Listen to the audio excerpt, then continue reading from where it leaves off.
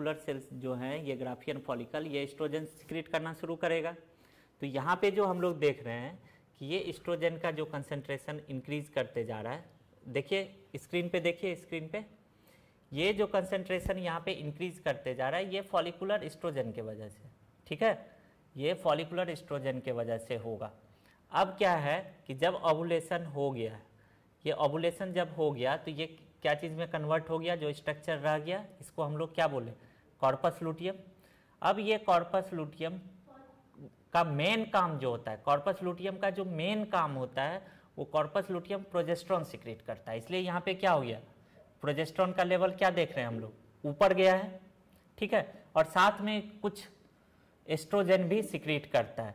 जब ये प्रोजेस्टेरोन का लेवल बढ़ेगा, प्रोजेस्टेरोन का लेवल जब बढ़ेगा तो प्रोजेस्टेरोन क्या करता है, हाइपोथैलेमस को निगेटिव फीडबैक देगा। हाइपोथैलेमस को निगेटिव फीडबैक क्या देगा, LH, FSH ये सब सिक्रीट नहीं करना है। तो इसलिए यहाँ LH, FSH का सिक्रीशन सब क्या है, यहाँ पे ग्राफ में देखिए सब लो बना हुआ है, ठीक। तो अब आइए 4 फेज में इसको समराइज करें। तो अगर फर्स्ट का बात करें, फर्स्ट का इधर कहाँ बना दें आप लोग का, फर्स्ट का अगर हम लोग बात करें, इधर लिख रहे हैं फर्स्ट फेज। फर्स्ट फेज में क्या होगा, हार्मोन का, हार्मोन, या लिख लीजिएगा आप लोग सारा कुछ, हार्मोनल चेंजेस। फर्स्ट फेज में हार्मोनल चेंजेस क्या क्या आएगा, अभी हम लोग बताए GN, first means bleeding phase का बात कर रहे हैं, ठीक है, gonadotropin releasing hormone LH, FSH सब क्या होगा, कम होगा, ठीक है, हार्मोनल चेंजेस। दूसरा, इसी फेज में अगर ओवरी के चेंजेस का बात करें, ओवरी चेंजेस, ओवरी में क्या चेंजेस आ रहा है, corpus, corpus luteum completely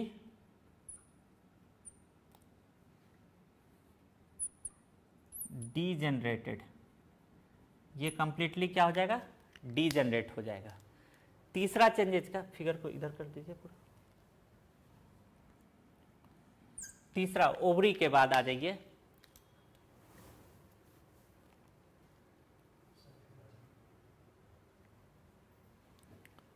hormonal changes, ovarian changes. एक क्या बात किए थे हम लोग अभी, यूटेरस। यूटेरस के चेंजेस में क्या होगा कि यहाँ पे क्या रिलीज हो जाएगा, प्रोस्टाग्लैंडिन, यहाँ पे क्या बन जाएगा, prostaglandin.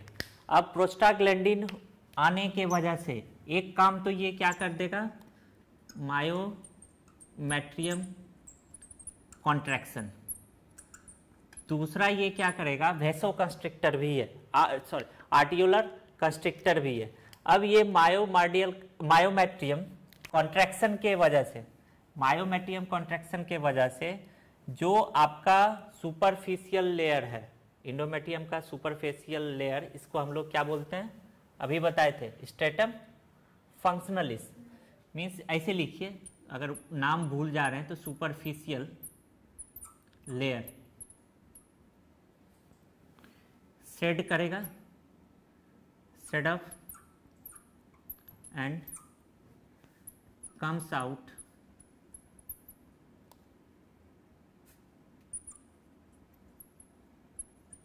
with blood through vaginal opening, ठीक है। तो ये हो गया फर्स्ट फेज में, ठीक। हार्मोनल चेंजेस में GN, RH, LH, FSH तीनों कम होगा। Ovary changes, corpus luteum completely degenerate हो जाएगा। यूट्रस में क्या चेंजेज आ रहा है, प्रोस्टाग्लैंडिन बनेगा। प्रोस्टाग्लैंडिन क्या करेगा, मायोमेट्रियम का कॉन्ट्रैक्शन कराएगा, और इसी कॉन्ट्रैक्शन के वजह से जो सुपरफिशियल लेयर होगा इंडोमेट्रियम का वो टूटेगा, टूट के ब्लड के साथ बाहर आएगा, जिसको हम लोग बोलते हैं menses. Generally 40 to 80 ml menses are release during the bleeding phase. ये तो ब्लीडिंग फेज का हो गया। दूसरा फेज में आ जाइए, ठीक है। सेकेंड फेज में क्या होगा, सेकेंड फेज में क्या होगा, क्या होगा कि यहाँ पे GnRH हार्मोनल चेंजेस का बात कर रहे हैं सेकेंड फेज में, ये बात है सेकेंड फेज का। सेकेंड फेज में क्या हो रहा है कि GnRH, ठीक, LH, FSH तीनों का कंसंट्रेशन क्या होगा, बढ़ेगा, ठीक है, और साथ में यहाँ पे एस्ट्रोजन भी बनना चालू होगा। अब इसके बाद ओवरी में क्या चेंजेज आएगा, ओवरी में क्या चेंजेज होगा, कोई बताइए, ओवरी चेंजेज, ओवरी में क्या होगा,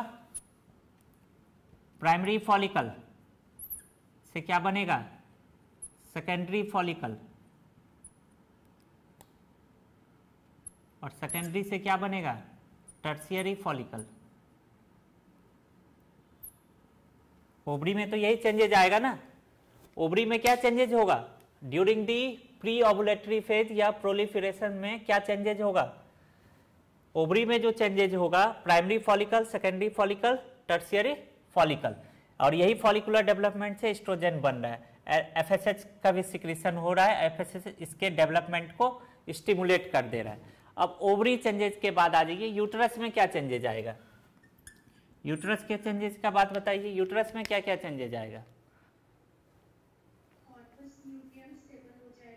हाँ, प्री ओवुलेटरी फेज या प्रोलिफरेशन फेजेज में क्या चेंजेज होगा कॉर्पस लुटियम में। एस्ट्रोजन का क्या काम है, एस्ट्रोजन का क्या काम है,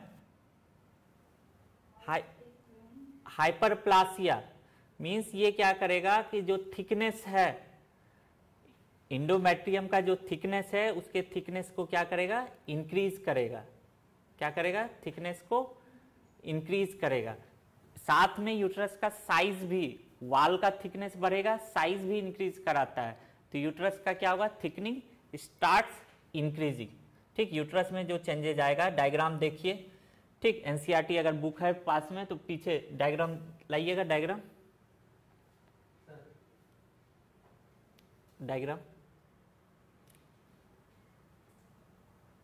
देखिए क्या हो रहा है, थिकनेस इंक्रीज कर रहा है, इधर धीरे धीरे थिकनेस इंक्रीज करना चालू हुआ। और कंफ्यूज नहीं होना है, प्रोजेस्टेरॉन क्या होता है, सिक्रेटरी, प्रोजेस्टेरॉन जो है इस इंडोमेट्रियम के सिक्रेटरी नेचर को बढ़ा देगा, प्लस इसके थिकनेस को मेंटेन करके रखेगा। लेकिन ये जो है ये क्या करेगा, एस्ट्रोजन जो है इसके थिकनेस को इंक्रीज करेगा। टाइम हो गया है क्या, तो आज यहीं तक रहने देते हैं, ठीक है। नेक्स्ट क्लास में इसको लिखाना है या आप लोग कर लेंगे इसको कंप्लीट, कि फर्स्ट फेज में क्या हो गया, ब्लीडिंग फेज में क्या चेंजेज है, प्री ओवुलेटरी फेज में ओवुलेशन, पोस्ट ओवुलेशन। देखिए करना क्या है, मेंस्ट्रुअल साइकिल कोई बड़ा चीज नहीं है। आपको आपसे एग्जाम में, नीट के एग्जाम में, बोर्ड के एग्जाम में, नीट के एग्जाम में ये ग्राफ दे दिया जाएगा और इस ग्राफ का लेबलिंग करने बोला जाएगा। तो ये लेबलिंग क्या है, LH सर्ज हो रहा है, ये किसका कंसेंट्रेशन है, FSH का है, ये क्या है, एस्ट्रोजन है। कब एस्ट्रोजन का कंसेंट्रेशन घटेगा, कब प्रोजेस्टेरॉन का कंसेंट्रेशन बढ़ेगा, कब इंडोमेट्रियम का वाल का टूटेगा, कब वाल का सबसे हाईएस्ट थिकनेस कब होगा और फिर कब टूटेगा। बस इतना ही इसमें लेबलिंग करने पूछा जाता है। जो हम पढ़ा रहे हैं जैसे आपको याद रखना है, अपने से भी पढ़िएगा। हार्मोनल चेंजेस क्या हुआ, ओवरी में क्या चेंजेज हो रहा है, हार्मोनल चेंजेज क्या हुआ, यूट्रस में क्या चेंजेज होता है, और ये सारा चेंजेज जो हो रहा है इसी को हम लोग क्या बोलते हैं, मेंस्ट्रुअल साइकिल। नीट का अभी कंफर्म नहीं बता सकते कि नीट का हुआ है या नहीं हुआ है, लेकिन ये श्योर रहिए कि जो आपके सीबीएसई का सिलेबस रहता है, मीन्स एनसीईआरटी में जो रहता है, जो सीबीएसई का सिलेबस होता है वो एनटीए का सिलेबस होता है, ठीक है। पढ़ लिए हैं तो अच्छा बात है, पढ़िए, कोई दिक्कत नहीं है, लेकिन उस चैप्टर पे ज़्यादा स्ट्रेस अभी मत लीजिए। मेरे हिसाब से जो सिलेबस डिलीट हुआ है वो नीट में भी डिलीटेड रहेगा फॉर 2020, ठीक है, क्योंकि जो सीबीएसई का सिलेबस रहता है वही एनटीए का सिलेबस होता है। आपको कॉकरोच भी पढ़ना है थोड़ा सा, 11th क्लास का अगर बात करें, कॉकरोच, अर्थवर्म तो पहले से हटा दिया गया था, अर्थवर्म और फ्रॉग, कॉकरोच का भी ब्रीफ है। प्लस आपका कौन सा चैप्टर हटा है इवोल्यूशन के अलावा, किसी को है? फूड इन्हांसमेंट हटा है। जो आपका कोर जो रह गया, मीन्स अब आपको इस चैप्टर में ह्यूमन रिप्रोडक्शन में अच्छे से पढ़ना है। जैसे अभी हम लोग मेंस्ट्रुअल साइकिल में बात कर रहे थे, कुछ कुछ एक्स्ट्रा, जैसे ये आपका है इंडोमेट्रियम का लाइनिंग, सुपरफिशियल को क्या बोलते हैं, लोअर वाले को क्या बोलते हैं, ठीक है। ये सब इतना डिटेल में नहीं है एनसीईआरटी में। एनसीईआरटी में तो सिर्फ ग्राफ है, लेकिन इस ग्राफ को समझने के लिए आपको पूरा इसका नेचर समझना पड़ेगा, ठीक।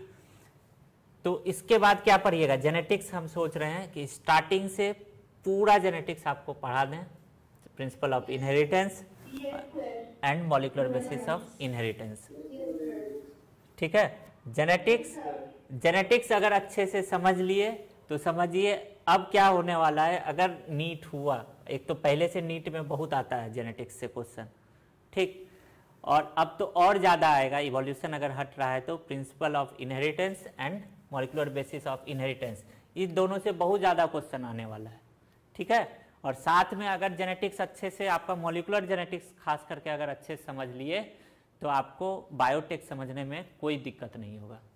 तो थोड़ा ये प्रैक्टिस करना चालू कीजिए। आप लोग प्रैक्टिस करते ही नहीं, प्रैक्टिस रिवीजन, बस यही। अभी तो लॉकडाउन है, लॉकडाउन में आपको 2 ही काम करना ही चाहिए, practice practice practice, revision revision revision.